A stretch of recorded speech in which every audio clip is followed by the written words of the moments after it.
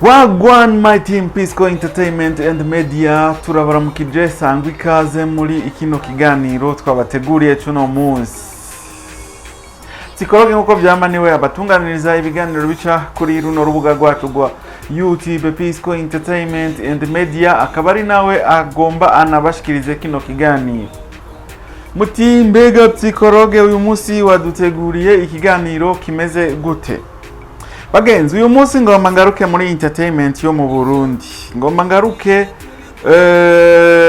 ku kiganiro kigaruka kuri Mariage yo muririmbyi B-Face On The Flo. B-Face On The Flo yarayakoze mariage, yaragize ubukwe. Ubona yuko mariage ya B-Face yari mariage yakarorero, yari mariage irimo uburyo butari buke. Ubona yuko B-Face yari yabyiteguriye, kandi B-Face ari mu baririmbyi bake bo mu gihugu cy'u Burundi bakoze ibintu nka bijya yarayakoze.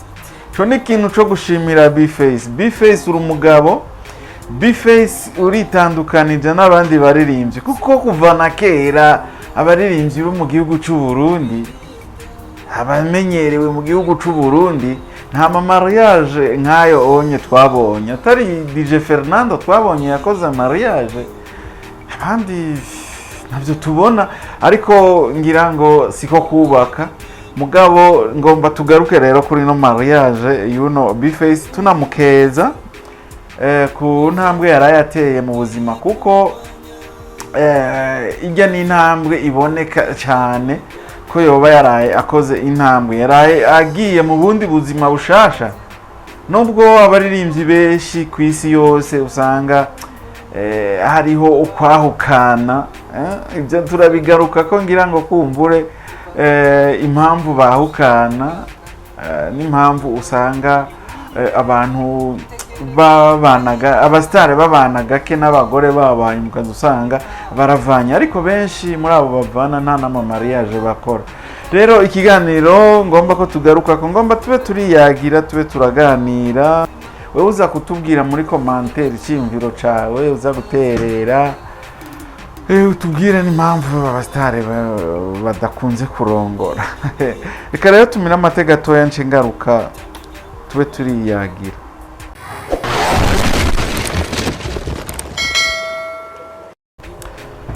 Turasubiye kubaramutsa sangwa ikaze rero mu idonido rya kino kiganiro. Nkuko nayemeje kubivuga, umunsi ngomba tube turaganira ku vyerekeye mariage yo muririmbyi B-Face wo mu gihugu cy'u Burundi.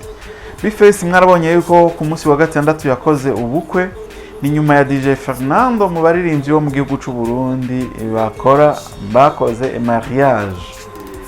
Ego wa Big Fizo barazikoze, sinzi ko hari n'abandi baririmbyi baba barazikoze, ariko ntavyo tumenyereye ku basitari bo mu gihugu cy'u Burundi. Si no mu gihugu cy'u Burundi gusa, no mu bindi bihugu za Tanzania nabwo bagira ama mariage akenshi dusanga bahukanye. Ariko kuri B-Face ntavyo twibaza, kuko B-Face tugiye kuraba, tugiye kusesangura B-Face kuva atanguye umuziki. B-Face namukurikiranye kuva kera, harazi imyaka irenga 10, imyaka irenga 10 B-Face ndamubona ku ma interview akora. B-Face ndamuraba physically ukuntu ameze. Nta mahirwe ndagira kugira ngo dushobore kuyagana B-Face ndamwumve. Antakeje ndumu psikologe no muyagisha kumbure hajyanye no genda ndahakuye ikintu muri we. Ariko ngiye kuraba ama interview B-Face akora, nkarabo inyishu ukuntu yishura, B-Face araboneka yuko ari umuntu w'ubuntu.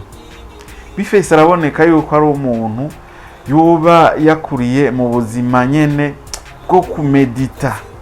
B-Face ariyumvira ku bantu. B-Face arashobora kuba ari umuntu afise ijambo. B-Face arashobora kuba ari umuntu akora ikintu yabanje kuciyumvira. Ego nta nyambi buragahonzi, ariko tugiye kuraba B-Face uko ari, si babaririmbyi bamwe bakera bamwe twakura twumva ngo nabarapere. Turabazi ari abarapere. Ko nkaje naciye mu bintu by'umuziki, naragiye ndarondera abatipe nyene babaririmbyi, hari ibintu byitwa kugara, barafise utuntu two kugara. Muga B-Face ugiye kuraba n'abafana ukuntu bamukunda kandi nawe nyine ukuntu akunda abafana.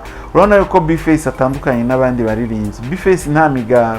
B-Face aratahura yuko umufana ari we yamugejeje hajya ageze uno munsi. Rero B-Face yaraye akoze akamariage gasa neza, akamariage gatovye niko twobivuga, kandi urabona yuko ari mariage yari yateguwe, mariage imeze neza. Ariko rero ngomba tubanze tugaruke ku kuntu abaririmbyi batubaka. Niyihe mpamvu abaririmbyi usanga ntabwo abanye n'umukobwa, sinzi ngira ngo baba bacikiranije, aba yamucikije, aba yagiye muri etat civile gusa atabanje guca mu by'amashengero, kuko ngira benshi usanga batanasenga, sinzi kubera iki inyuma y'imisi mikeya bavyaranye umwana umwe canke bataranavyarana baca bahukana. Biva kuki? Biva ku bagore ahanini. Par exemple nk'uko Nevin urabona yakunze B-Face, yamukunze amubona yuko B-Face ari umuntu ari hit, ari umunyamwuga, B-Face ari umuririmbyi. Nevin arashobora gushika mu rugo kwa B-Face aca atangura kubwira B-Face je sinshaka yuko usubira kuririmba, sinshaka yuko usubira gukora umuziki. B-Face nawe umuziki niwe wamugejeje aho ageze uno munsi. Ivyo afise vyose yabikuye mu muziki. B-Face atunzwe n'umuziki. Mugabo umugore araje aciye amubwira ati jewe sinshaka yuko usubira gukora umuziki. Muri ico gihe nka B-Face kubera bazi umuziki ico wamuhaye, arashobora kuvuga ati jewe nta muziki inzoheba, ahubwo nzobandanya nkora umuziki. Mu rugo bikaca bitangura bikanka, tangura imvururu, atanguye kuvurugana, haravamo no kwahukana. Canke naho nkuko abantu benshi babivuga bati ko B-Face arongoye azoca heba umuziki, umugore akamubwira ati heba umuziki. B-Face akaca araba amahitamo, agahitamwo umugore canke agahitamwo umuziki. Aca ahitamwo umugore agaheba umuziki, ukazusanga yazimye mu muziki, nasubiye gukora umuziki. Ivyo nivyo bituma abastare barongoye baca baheba umuziki. Abagore hanini barafise ifuhe, arabona yuko umugabo wiwe atobandanya akora umuziki, kuko yibaze yuko abanyamuziki ari abantu ngira ngo na cyane nk'abagabo. Arazi yuko abanyamuziki barondegwa n'inkumi nyinshi, caguma agira ubwoba ati bazohava bamuntwara, azohava ncamwo, azohava mvanga. Ukazusanga aciye ahitamwo guheba umuziki, aciye apambanira umuryango. Ariko mu gihe utaburaronka ibindi ukora, haba habavye mwene wacu, dusanga wisanze mu bukene. Rero abaririmbyi benshi baraheba umuziki mu gihe baba bagiye mu vyo kurongora, bagiye kubaka urugo, barasha baheba umuziki. Ahandi naho bavuga bati abaririmbyi ntibarongora hakiri kare. Ngira ngo impamvu ko baruko nyene, agira ati ninaza n'umugore azohava mvuruga zino hiti zanje ndiko, ino revo ndiko, izoca isubira inyuma canke mpeba umuziki, canke tugume tuvurugana n'umugore. Usanga nico gituma rero abastare benshi barongora batevye.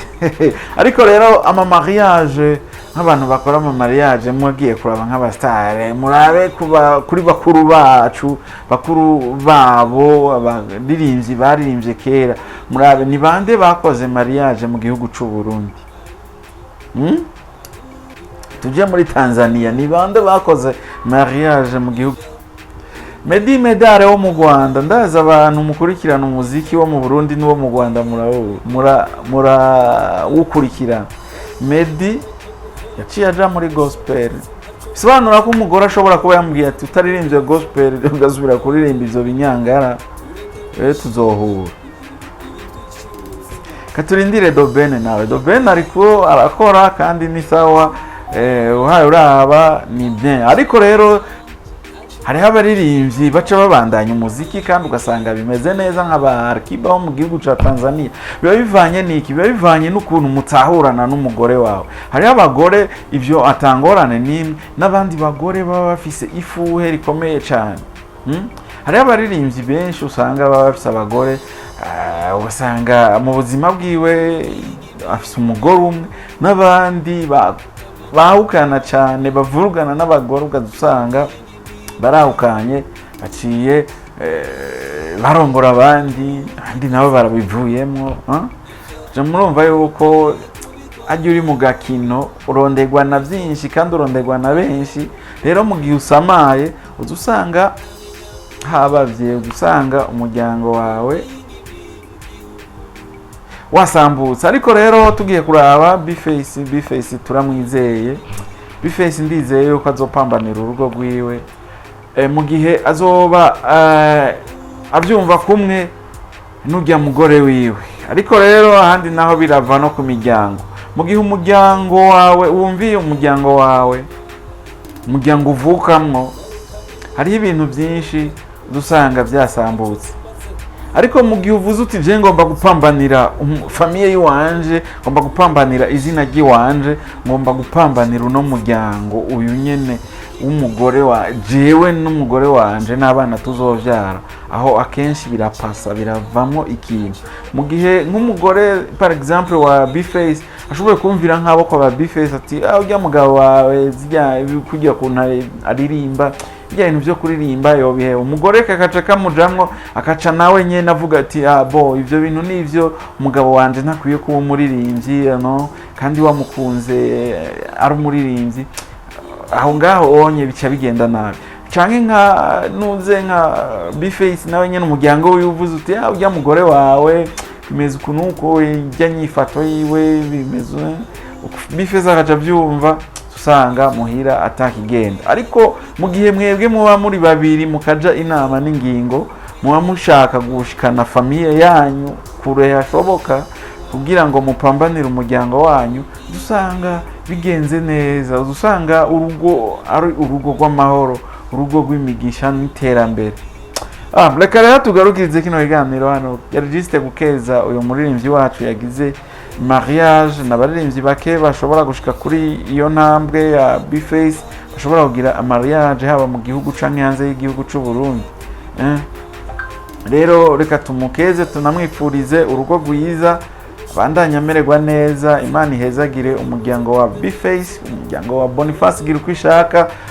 baze bavyare bawuzukuruze bagira ivyona n'ivyonona mu muryango wabo Imana ihezagire urugo rwabo rushasha kugira ngo bazobandanye bagira ico bamariye igihugu c'u Burundi rero ukaba utari bwagire subscribe bikore nta kimwe kugira ngo tubandanye twiryohererwa mu bwami bwa Peace Entertainment and Media nawe utaha rero merci beaucoup.